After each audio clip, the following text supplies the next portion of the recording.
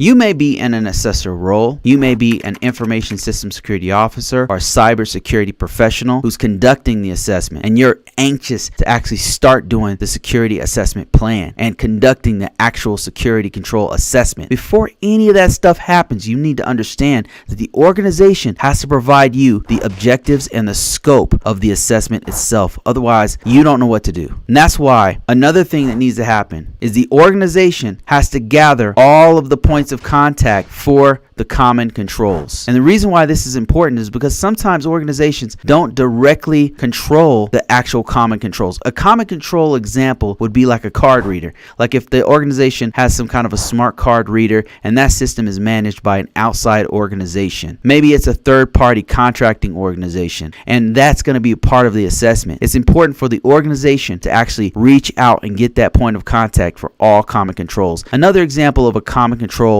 might be physical controls. So physical controls might be actually controlled by an outside physical security unit, and it's just done by another organization. That point of contact needs to be gathered so that they can be a part of the assessment that's going to happen. Another thing the organization needs to do is ensure that everyone knows that their assessment is being done. Because I've been a part of some organizations who will actually have an assessment being done, and there's people within the building that don't know an assessment is being done. This might happen, like HR might not know that there's a scan happening or something like that, and that's understandable. But anybody who's in contact with the system, any stakeholders who have some sort of responsibility for that system itself, like say the network engineers, they have so the network engineers would be a good example. Somebody who actually does network engineering on that particular system that you're going to have an assessment on. They need to actually know what's going on. Otherwise, a scan is being done and they're getting alerts on their network equipment and they don't know what's going on. So the organization has to let everyone know who's involved with this particular system that's going to have the assessment that this assessment is going to get done. They need to let the firewall team